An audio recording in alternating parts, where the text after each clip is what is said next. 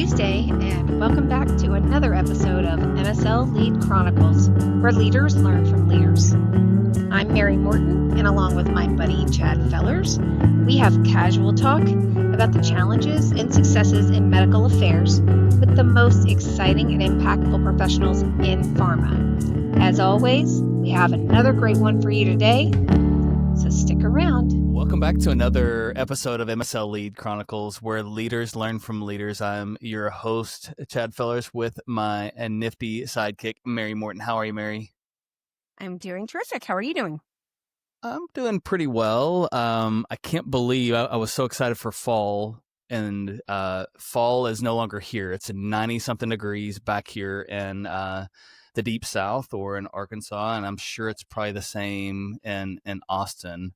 Fake fall. So you're thankful for that? No. They call it fake fall. Fake or fall. false I think you said fall. thankful. I was like, why are you thankful? Well, I'm always thankful. I'm thankful to be here with you and Tanisha. Okay. It's getting really deep in here I'm thankful already. to be here with Tanisha. I'm thankful. There, that's more accurate. I appreciate it. So, yeah, it was such a good conversation last time. We won't start with the small talk around how great or unsuccessful Archie Manning's doing at Texas. I know that's a sore spot for you. Of course, it's a sore spot for me that Arkansas lost to Ole Miss. And this isn't a sports show, but it does put some things into perspective, I guess, for me. At least I can be a fan, but I can be more of a distant fan and focus on other things. Maybe I'll go learn to play golf a little bit better. I'm not real sure, but anyway, We gotta start talking about our bet. Our bet. You still owe me the hot wings challenge. We're supposed to do a hot wings challenge. Don't you remember that? Yeah, but no, I'm talking about. I definitely want to do that, but no, I'm talking about. There's a little game. I think it's November 22nd. Oh yeah. Where we're playing. And you're going to call the Hogs if the Hogs win. Is that right? Let's talk about that later, but we need to have a bet. I don't know. Let's figure out. Can I just wait and see how Arch does?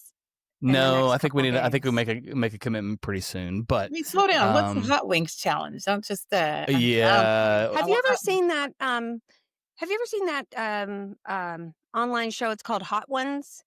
And so the host, who is an amazing interviewer, like I would love to have his interviewing skills. Me too. I wish you would. He interviews people while they eat hot wings, and the wings get progressively hotter. Okay. And they get so hot that some people have difficulty concentrating and answering questions. That's hilarious. So, like, one of my favorites was with Chef Ramsay. No. And he came with like a bottle of Pepto-Bismol and a glass of milk. And then Lewis Hamilton, who's an F1 driver, just did one. So we're going to do that. I'm going to put Chad on the spot, and he's going to have to eat hot wings, and we'll see how difficult. Listen, I love to sweat. I love to sweat when I eat, Mary. So bring it on. Bring it on. But I have to be very strategic about it. And what a great segue, right, to thinking about being strategic. We're going to have to do it on the internet because I'm not in Austin. So you're going to have to see me this live.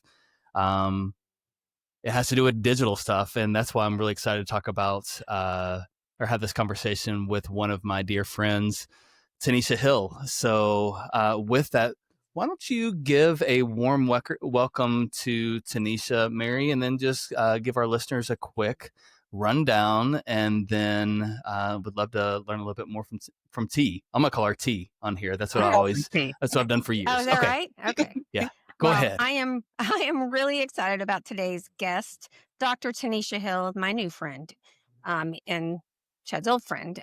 She's our undergrad at Wesleyan. With another one of my great friends did her undergrad there, also in neuroscience. I think she's about 5 years ahead of you. She's also a Texan living in Massachusetts now. Fellow alum. I love it. Yeah. And Master's of Public Health at Emory, as well as a PhD in epidemiology. She's leading the digital strategy at Teva. She also runs her own consulting company called Curate Health. And it's got a really, we'll put something up so you guys can all see it for the way that it's spelled, where she helps digital health and life science innovators get their ideas off the ground. And when she finds any more time in the rest of her day, I don't know how, she's also the founder of the Digital Health for Equitable Health Alliance. It's a nonprofit company that is focused on making healthcare more accessible for underserved communities. Amazing work. So, in the past 25 years, Tanisha has done pretty much everything there is to do in healthcare, from running clinical practice and launching new products in pharma and working on groundbreaking digital technology, including the very first FDA approved digital inhaler. She's won multiple awards, she's published, she's spoken on big stages, and continues to devote herself to her passion, which is pushing for equity in healthcare. So, welcome to the show. We're so glad you're here. And I have a couple of questions for you, like we do. All right. So, Thanks for that. I sound pretty great on paper the way You do. yeah. Wow. I didn't realize I knew. I didn't know I had such high esteemed people in my network. This is awesome. Yeah. Yes, definitely. So, one of the questions we're asking everybody is what would your walkout song be? Ooh, win, win, win, no matter what. I guess. I don't know. And Yeah. yeah, And they stay there, and they stay there. Yeah. And they I say like that. that one. Yeah, I love that one. Okay. You see she's dancing. I love So, it. sorry, I'm getting stuck on the song now. Okay, Catchy. Mm-hmm. I know it is. Okay, vacation spot, beach or snow? Beach. I'm from Barbados. My family's from the islands. So Is that sort of in our, right? it's in our nature. Well, see, I just assumed you were from Atlanta And because you no, live in I'm Atlanta, actually which from is New why I York. wore this shirt today. I was checking This out is your one of my shirt. Well, I mean, it's talking about huffing paint, but it's one of my daughter's friends' bands. They're called the Callous Dowboys. Oh, Not the Dallas okay. Cowboys, but the Callous Dowboys, and they're from Atlanta. So, anyway, so I've always got a weird reason for whatever shirt I'm wearing. Yeah, I'm originally a New Yorker. I call myself a Georgia peach with an apple core. I've been down here for a long time. Ooh. I love that. Oh. I love that. I wish I had something catchy for myself. All right. So when you were 12 years old, were you in Barbados at 12 or New York? No, I was born at here. I was 12? the only one in my immediate family born here. So I was in New York. Okay. So when you were a 12-year-old girl in New York, what did you think that you were going to be when you grew up? Oh, not this, sure. I thought I was going to be a doctor with 2.5 kids and a little dog. A 2.5 kids. 2.5 kids. Yeah. The half is always the husband, though, right? Yes, exactly, Chad. See? Mary gets it. She knows. I think that today's episode is no longer going to be hosted by Chad. I think it's just going to be a Mary show. M&T show. Apparently, this is a gang up on Chad. It. That's fine. I'm used to it. Yes. All right. So now everybody's gotten to know a little bit more about you. I'm going to kick it back to Chad to get us going. So, for the listeners out there, just some little background on this. I got to cut my teeth in medical affairs with Tanisha. She's one of the reasons why I was able to step into my first true MSL role at Teva years ago, and I've always thought of her as a very strategic thinker, very business focused, very driven. Eclectic shoe style and selection, loves chocolates, will even bring out her slippers, maybe even at times while we're at congresses, sitting out in the audience, because those shoes that are so pretty are just not the most comfortable things in the world. And I just shared that stuff to see how she would respond. So with that, T, why don't you talk a little bit, just to share a little bit about your career journey in industry. I know we have a little bit of a background that Mary discussed, but would love to give the listeners a little context. Yeah, so I was in clinical practice for a while, and I led clinical practice, and then I was doing research, and I would see MSLs come in the office. And I'd be like, oh man, that's such a cool job. How do you get that? And as you all know, it's not easy to get in. And I got in because a wonderful doctor friend of mine made a reference, let me know there was a position open. And like Chad, someone gave me a little bit of a break. and I made it. And then since then, I've sort of just climbed through medical affairs. I've led teams. I've become a medical director, and now I'm excited to be leading digital for the first time for the company in medical affairs, and just being a leader in digital in general. So that's me. I'm excited about digital, as you can tell. Couldn't tell at all. Couldn't tell at all. I'll talk digital all day. So I had a question I really wanted to get into, but before that, I know Chad really likes to want to kind of get into the takeaway. So I don't know if it's okay if I ask my question first. What would you rather, Chad? Yes, you have permission, and thank you for that call out. I was just in full disclosure. I've been so excited because I'm getting to reconnect with T. I forgot that. And I know our listeners will definitely want to hear that. So with that, Tanisha, any key takeaways you want to share with the listeners about what today's conversation is going to entail? Yeah. So first and foremost, don't be afraid. Medical affairs is actually now able to really harness digital. We can harness it for insights, data generation, HCP engagement, really to drive strategy and become the future of healthcare innovation. And of course, another passion, I think medical affairs is also the bridge to help ensure that digital health and digital technologies don't just map disparities, but actually help to close them. So those are my two key takeaways for today. Ooh, Yeah, I Lots, love it. right? that's yeah. I mean, doesn't do any good to point out the disparities if you don't do something about it. So, so my question is around, if you're heading up, you're heading up digital strategy and innovation now. How do you kind of define what the strategic leadership around those things is in today's healthcare landscape? I think it's been driven by having the opportunity to communicate with HCPs, which is what we do for a living, right? I think after COVID, we really started to collect insights that allowed us to see that HCPs and patients are all going digital in some way.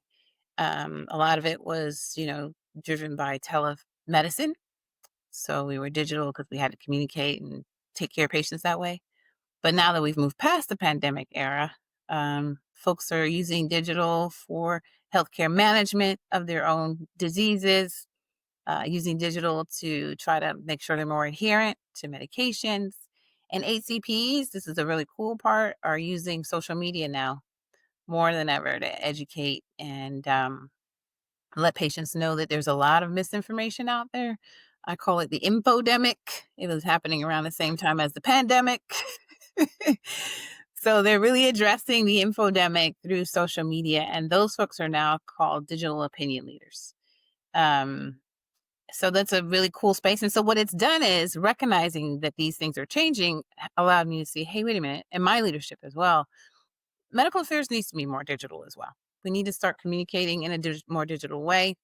So we talk about how do we be more omni-channel focused, right? How do we get our messages out where they really make impact digitally? We're also recognizing that there's an opportunity to use social listening.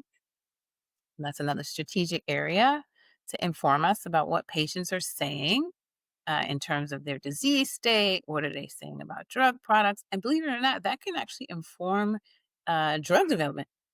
And a lot of pharma companies are going in that direction too. So social listening, omni-channel, and working with DOLs are really key areas of focus for us from a strategic perspective. So social listening, is that like more around like the patient advocacy side, or are you talking about on the digital health side, people are paying attention to what people are saying on social media sites? So pharma in general are paying attention to what people are saying on social media sites. And there's social media websites that you can use to comb the data. It's public information. We work hard to keep it anonymized, of course, when we're looking at it. But yeah, advocacy is big on making sure that they're collecting information from patients, but they're also trying to make sure they're engaging and filling gaps for patients, right? Like, so for example, patient educational gaps, while social listening is really just combing the airwaves. What are people saying? Because, people tend to get on social media when they're really excited about something or when they're really not so happy.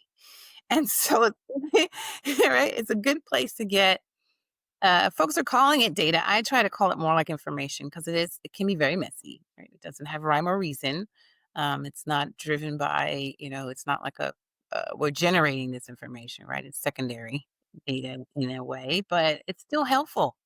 Mary is letting people know, like, this is not working. I've seen some things where they're like, oh, I wish we had more of X, or this drug is making me feel Y. And even then, we are able to strategically collect safety data, making sure that we're reporting properly. We're moving. I think pharma as a organization, as a group, we're moving in a space where we're understanding what we need to do with this new data set or new information from patients directly. There's a lot of questions that come with this. It's an intriguing conversation, and part of me even thinks about this, Tanisha, in ways. I know patient advocacy was an example that you just mentioned.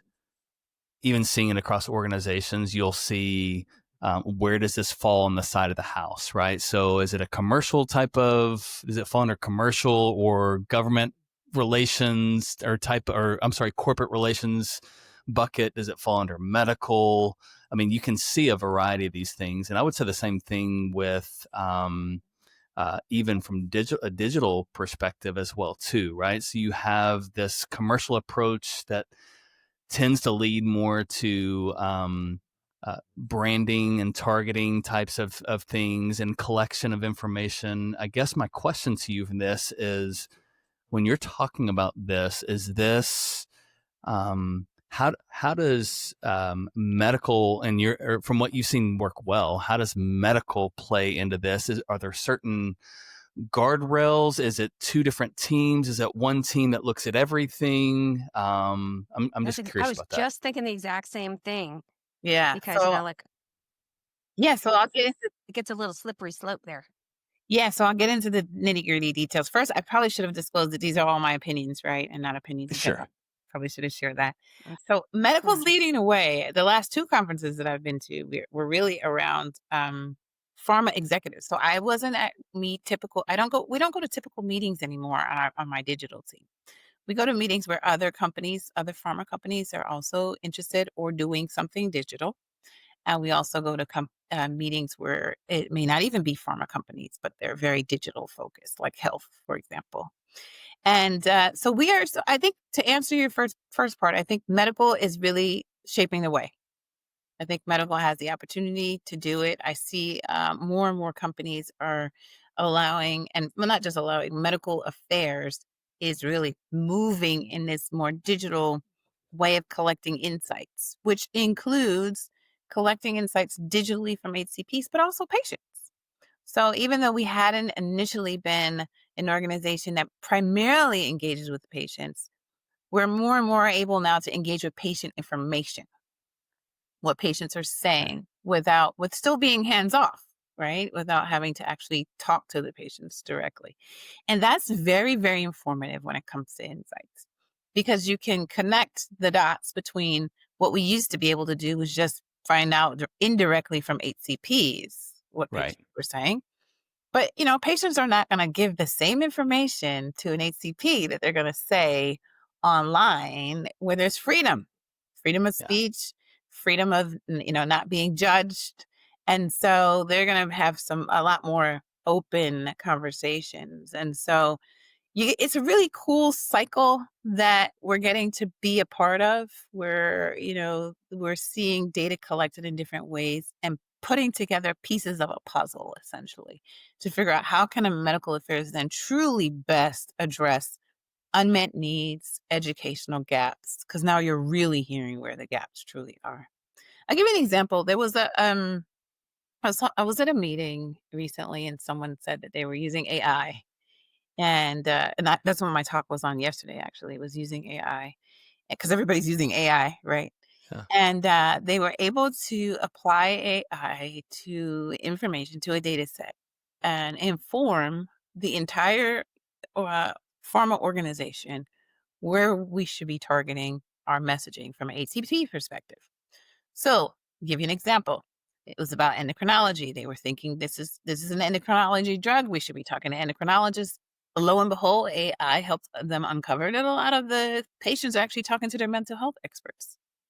And hey, maybe we should also be considering having conversation with our mental health HCPs, because these same patients feel more comfortable sharing their disease state or having conversations. And there might be even some comorbidities that didn't necessarily flag, but at least we know that there's a different audience that these patients are going to for information as well. And so now we can start talking to those audiences. So that's just an example of how important it is to hear from patients through digital channels now. Well, what's interesting is that, when you look at social media, an influencer, because like sometimes whenever I'm like training a new recruiter and I basically say KOL is like a Kardashian. Mhm. It's who the other people are listening to about making important decisions in their life. It's about a purse or a pair of shoes, or if it's about how to treat a patient. Um, but then it's a scary world out there to think that there are some patients that are might be getting misinformation from somebody who just happens to be talking about um their psoriasis condition that they're living with, and this is what I'm doing, and that I'm putting you know tar on my, and it works perfectly. Why are you even bothering to look at what the pharmaceutical so just as a weird example, but th- it's almost like Pandora's box now that the companies are looking at. Let's see what we can do about harnessing this information or misinformation that these people are dealing with, and how do we make sure they're getting the right information? It Yeah, just seems like it's so much to harness.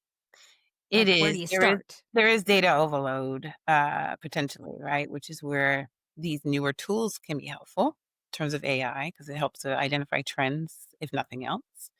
And there is a need, to your point, and that's why I call it an infodemic. It really was and still is Yeah. near an infodemic, right? Because there is a lot of information that's misinformation that's out there. And it's funny that you say the Kardashians. So, the Kardashians are known for the most part, for being on social media and sort of, opening up their lives and exposing, what they're doing to the rest of the world through social media and then later through reality TV. And one of the digital areas of focus, right? And I mentioned it's a cycle, right? So you collect insights, but you also want to give back. You also want to share real information, right? So you're hearing misinformation now through insights, but you want to share new information that kind of combats those insights, right? That's where the digital opinion leaders can come in. So digital opinion leaders, their focus has always been on how do we really attack the misinformation. I see what's happening from a patient perspective. I see some of the myths and misconceptions. So they're growing and therefore growing their networks as well. So you have some digital opinion leaders out there who have 2 million followers, 6 million followers across different platforms, or some as high as 2 million on one platform. And so now medical affairs can start engaging more with these digital opinion leaders to have a bigger, broader reach. Now, we're learning in that space. We're paving the way, I think, in that space by going to different meetings. I'm realizing that we're sort of ahead of the curve a little bit. It does come with compliance considerations, et cetera. But it's really a great opportunity to, now that we're gathering this insight and we're understanding what people are saying, it's one of the best opportunities now to actually share real information, real data through people that they trust. And we do not call them influencers. Actually, we learned that DOLs prefer not to be called influencers. They are out there to educate and inform. And I mentioned the Kardashians, because there is something called a K index. There's an actual paper about it. It's driven by satire. It's named after the Kardashians to help you Oh, yeah. kind of categorize or think differently about categorizing digital opinion leaders. You know how you classify your your KOLs? Mm. Sort of something that we're thinking about as well now. How do we archetype our DOLs and make sure we're finding the right people to share the right messages to patients? So that was a lot. Your mouth, No, it is, but I I see mean, I your wheels think turning. the evolution of, so the word or phrase digital or DOLs or digital opinion leaders has a lot of, or I think has what you've done and what I'm hearing is it's not just it's not just customer segmentation, but it really is thinking about a unique or specific strategic, just like you were going to tailor content specific to the therapeutic area that you might be in, a cardiologist, a nurse practitioner, a clinical pharmacist, health systems, payers, those types of things. What I'm hearing is you saying is the next step to engagement with digital opinion leaders is to have content that is specific to the lane that they are to help um, support their engagement of their broader patient population. And it may be different. It's going to require a different spin, or different spin's not the word, maybe different content to really provide value to those DOLs. Am I hearing you right on that? Yeah, it's a little bit of that, but also a little bit of knowing having an idea about what you want to share clinically, right? In terms of messaging, knowing the gap. So we understand we have an educational gap in this area, and I can be high level. Let's say it's, you and I came from the respiratory space. Let's say it's Yep. asthma, right? Then you can find online people who are digital opinion leaders, healthcare professionals. To your point, payer focused folks are doing it. Nurse practitioners, PAs, clinicians. They're all the clinicians. They really are out there, and they're speaking directly to their audiences about that topic area, i.e., asthma. Where you go, where it comes a little bit more to, where it aligns a little bit more to what you were saying is, okay, now I know I want to talk about asthma because there's a gap in whatever it is, adherence, let's just say. And I found this person who happens to be online talking about asthma to, anywhere from 500,000 to 2 million followers, maybe even as small as 3,000 followers. Yeah. And I want to engage with that person. The great part is that they know what their audience wants to hear. And so you can then really work with them directly to make sure that your clinical message will resonate because they now have a good sense of who they're talking to. As opposed to a blanket Okay. campaign like a DTC campaign, a direct to consumer where you just end up putting a commercial out there, or we're putting our clinical messages out there. And it's not just, I gave that as an example from a patient perspective, but HCPs are audiences of these digital opinion leaders as well. Yeah, and I guess that's where I was going as well too. As far as I'm always trying to think about the WIFM or whatever that you would provide to thought leaders, digital opinion leaders. I mean, what I'm saying is, as far as bringing, just like you would bring disease state information, right, to bring awareness, would it even look like you would bring, like, here is what we're hearing, that the misinformation that's currently out there, to help inform them on areas to really kind of press in that are aligned with the your overall business strategy and those types of things. Is that the time? Are you thinking about, like, how are we working to provide value to those, to the healthcare providers who are engaged in this space? What are your thoughts on what success would look like, or that value that could be given to them? Yeah, so new data for sure is an opportunity for value, both from the company perspective, because we want to disseminate our new information so people can use it to make critical decisions. But it's also very helpful for those folks who are out there combating misinformation. So if they have new data, new information, this is just one example, it really helps them to continue that fight around misinformation. It also helps them to educate and inform HCPs who are their colleagues, right? Hey, I just read this new article. I just saw this new indication. This is the data from their study. So that's where this type of approach helps the new digital opinion leaders when it Okay. comes to collaborating with pharmaceutical companies, very specifically medical affairs. Has it evolved any, Tanisha, or is there any conversation around what I'm hearing right now? And kind of, I think the past has been collecting information, and it's being more of, it's a one-way avenue as far as an engagements. Yeah. Can you talk about any discussions around engagements? And it could be something as simple as engaging with a KOL on LinkedIn or those. I don't really know what that looks like, but Yeah. I know that that is going to be a legal compliance driven discussion in many ways. But knowing that our communication patterns and things have evolved over the years with the different different forms, rather.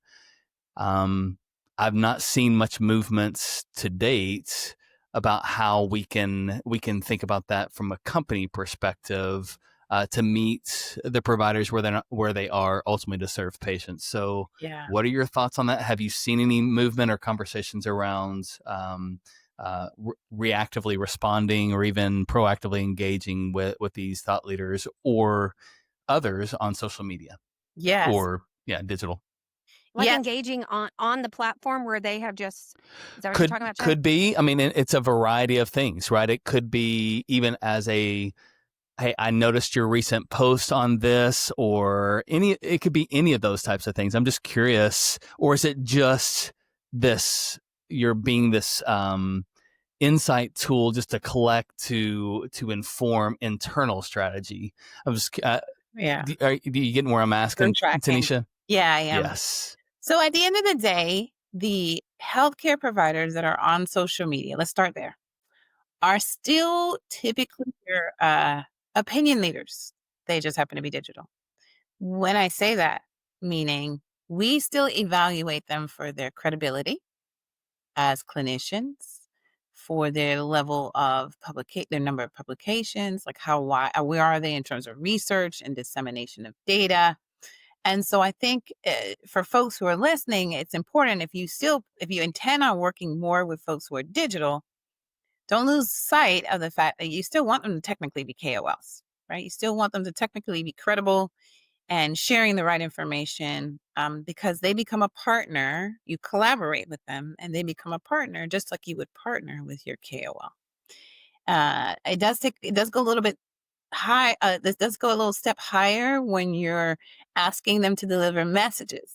Because now they've gone from being just engaging as a KOL at like a dinner and you're just talking with them to now actually putting out medical information, and they're sort of representing still the company as if they were a speaker or an advertiser. So you still want to have compliance will still be involved, legal, et cetera, in some way, particularly when you get to starting to share messages through their platform. Now, you should still continue to engage with them, I think, as if you were engaging with any other healthcare provider. And they want to know the data, they want to know what's out there because they want to continue to be credible. And they're oftentimes willing to chat with you. There are some, I will say, who have exclusivity contracts where they're now working with agencies. And so you might have to go through an agency. But they are in this space to really make a difference. And I know this because we just did a recent advisory board meeting with a number of DOLs, and we asked these very specific questions. And they were from different therapeutic areas, different parts of the country. And so I feel pretty confident in sharing that, based on my experience, that these folks are out there for the common good and are often willing to chat with you and engage with you as if you were an MSL in the field. And so it gives MSL leaders, for example, an opportunity to really expand their reach now. Think about different ways to be strategic, to get clinical messages out there, to engage with new types of HCPs. And based on going to meetings and listening to platforms and in networking, most companies, compliance, legal, and regulatory recognize that this is the direction that pharma is going in from a medical affairs perspective, especially, but even on commercial. Commercial is also looking to engage with TOLs. And so they're communicating amongst themselves on how to best support us. It'll vary from company to company. You're going to get some that are more conservative. Some that'll be just, very particular about how you engage, or more along the lines of what messages you're sharing and how is that happening, and whether it's global or US. But all of those nuances, people are open to hearing. So I would say try it out. Have the conversation about engaging with digital opinion leaders now. So you've mentioned a couple of different things. You've talked about technology. Talk about. I've heard omni-channel. I mean, in ways I think of I think there's a distinguisher between omni-channel and multi-channel in ways. I think that there are companies all over the place, right? Yeah. Some are just trying to build this multi-channel type of space specifically from medical affairs, to tie a red thread across and really increase the reach and impact, from the scientific support perspective. There's also the component about tools and health solution, these health solutions. Can you talk a little bit about like even the thought process of where to start? I mean, do the or are the platforms and things, technologies you're looking for, is it depending on the solution you're trying to achieve? Are there distinguishers? I mean, let's just help walk the listeners through like how you even think through the differences between those things, and what you've seen as far as like even baby steps to move things forward. Yeah, so great question. And I had shared this with you earlier. I think that the challenge, let's start with the challenge. The challenge is that digital in general, the term is being used inclusively and interchangeably all over the place, especially within pharma. Um, and so I want to make sure that I'm really clear about, digital tools versus digital strategies, right? So there are digital health tools available, like apps that patients can use. What we can do in pharma, though, is we can actually really focus on using AI type approaches for efficiencies, which I think a lot of people are doing. So looking at how can we better gather insights, right? So we can start there for sure. And I was sharing yesterday, most companies are, I have to plug in, sorry. Most companies are actually using AI against their Viva or, some sort of CRM, to just sort of find trends and insights and things like that. So that's easy, low hanging fruit when it comes to the folks on the line. The next step is really around engagement, because that's what we do in medical affairs, right? We collect insights and we do engagement. And so engagement now is just think about how we can start looking differently at opinion leaders, right? So we identify in our sphere, in our region, and across the nation, everyone's looking to see who are the top folks that I need to connect with. But this is now a different opportunity. It's an opportunity to start taking a look at, in the same premise, the same approach, but who's on social media? And you can do that by just combing the social media, believe it or not. It's that simple. Just, you can look for physicians, clinicians, your therapeutic area. You can do those kind of keyword searches and just see what the clinicians are saying. The other thing that's a great way is you can actually see who they're connecting with, right? And so to me, those are two easy first steps to become more digital, to elevate your strategy, to elevate your impact. Very tactical in nature, but definitely kind of low hanging fruit and easy ways to get started. And then you just Are there engage with them. certain I apologize. I didn't mean to interrupt. Are there certain sites that you think that they tend to post to more than? I mean, my first thought is like Twitter or X, whatever it's called. But I mean, and this is just Yeah. my ignorance. You guys maybe know the answer to this, but is there some sort of like medical No, specific it's not social ignorant. media site right now? No, you're Oh, I need very to. spot on. I So it's need not an ignorant question. It has evolved okay. and continues to evolve. So X is not as widely used as much anymore in Okay. general from a patient and provider perspective. Most HCPs are using Instagram or TikTok. So the short form video, there's a lot of that going on. There are some on YouTube. YouTube gives you the opportunity to give a deeper education, longer form video. YouTubers, it's harder to do to get followers on YouTube. It's a little more challenging. And so, but there are several of them that are out there who've become successful at really engaging and continuing to engage. So it's not just about posting. They can actually see what people are saying. They can address questions. So it really is an opportunity that we haven't had in the past. And yes, and the other place is LinkedIn. which behind the scenes it's a little more challenging if you want to sort of comb LinkedIn data. LinkedIn has a lot of business considerations already in place, like some limitations. But when it comes to HCP growth and HCPs connecting with more HCPs and becoming more digital opinion leaders on that space, it's definitely a space to go to. LinkedIn is definitely growing. There's LinkedIn Live, there's LinkedIn Learning, there's more podcasts. And so the clinicians are really, if you really want to find clinicians, especially, I think LinkedIn is a great place to be. Yeah, I was wondering about that because my nephew's a thought leader and not in pharma, but he's a s- uh, he's a thought leader in robotics and spinal neurosurgery. But Oh, he's his stuff is all on LinkedIn and Instagram, and I hadn't really seen anything on Twitter or X, whatever. Um, but years ago, when they started talking about DOLs, they were saying I was looking at things that they were posting on Twitter, but I just don't see that much anymore. yeah, So they've interesting. gravitated now more to where their audiences are, which is LinkedIn. But when it comes to establishing their presence with a following, you need followership, right? The other platforms are usually where you'll find them. Yeah. So you'll find them on TikTok, you'll find them on Instagram, and you'll find them on LinkedIn. Primarily. Yeah, one of my old thought leaders in the narcolepsy space is a big in the. Ann Morse is her name. She's on. I see her on posting live things from her car and those types of things as well Yes, too. Like in that's the moments, which yes, is right, really that's catchy what and attracts patients authentic. and viewers. Yes, very authentic. Mhm. Yes. Yeah. Um, which is in ways why we try to structure the show that we've done the way that we've done as well too, in this more live, authentic, organic type of format. But yeah, it's fun. it's fun. It's fun.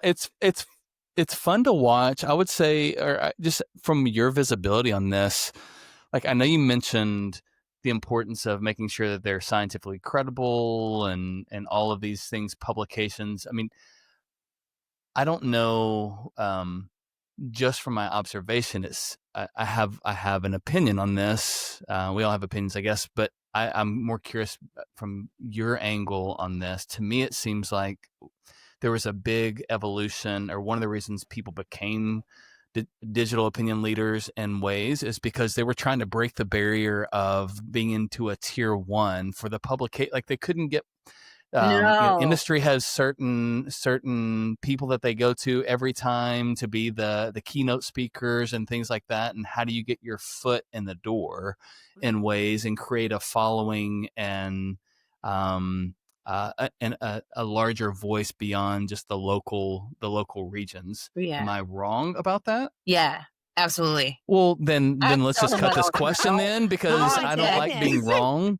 I don't like being No, wrong, but no, no, no, tell me no. more. I I want to would No, love learn. to be able to just say, yes, you're wrong. Oh my gosh.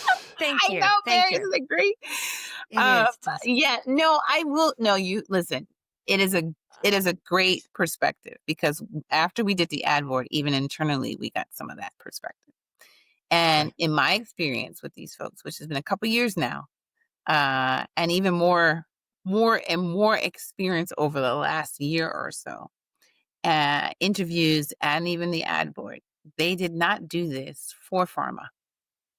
They did not get on the internet and put themselves out there. I don't know how much, you guys know you're doing this podcast now. You put yourself out there when you get on social media. It is not for everybody. Yeah. And we even have a few people that we think they're so introverted. You wouldn't even believe that when you meet them, especially live, you wouldn't believe that they're even on social media. Hmm.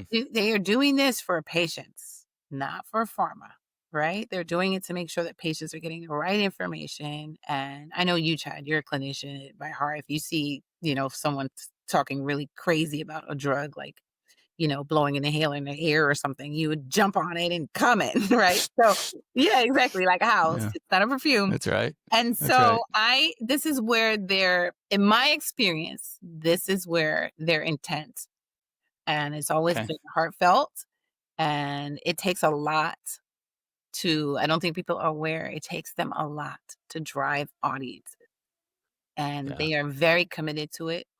They invest in it financially as well.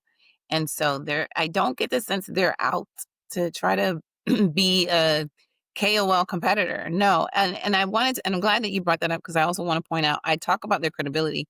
You want credibility as a clinician and someone who knows the information. Most of the time, the ones that we engage with are not published, to your point. They're not out there trying to stack books in their office and publication after publication. Their Okay. publication and their mission is to get information to patients directly through ways that patients are more readily willing to pick it up, right? They don't have to be in a peer-reviewed journal, but some of them are. But they don't have to be, right, for you to engage with them. What's happening where the shift is happening is that pharma is now recognizing that they are a thing. Other types of companies have also recognized that they are an opportunity to engage in ways that they have not been able to engage before. So if you're connecting with someone and they have 2 million followers, imagine if you had a direct to consumer campaign and you wanted to reach 2 million people, you'd have to pay a heck of a lot for it, right? Yeah. And you don't even know who you're engaging with. These folks know their audiences because they're driving their audiences, right? And so there is some financial aspect to it where people are, companies are recognizing them and coming to them directly. But I will tell you, they're very particular about who they engage with. They will not, Okay. they will not in any way compromise their reputation. They will not compromise patients. They will not compromise data. If they find that there's an opportunity for sponsorship or some sort of engagement with a company and it doesn't sit well with them, if the product doesn't really help patients, they'll do their information. They will not engage. So they're very credible. They're very thoughtful. It just so happens to be we are recognizing the opportunity to collaborate and engage with them. It, I have what I think is a great question. Well, I'll let you guys be the judge. But you kind of touched on this at the very beginning. But I wanted to get my question before we wrapped up. Is a little bit of this maybe got kicked off because of circumstance, with COVID. Mm-hmm. Do you think that the digital opinion leader landscape would be where it was or where it is today had we not gone through the pandemic? No, I've been digital and on the clinical side of things since 2004. I was working at a company or a doctor's office where we were using EMR fully integrated since 2004 and have been trying to get folks to become more digital ever since.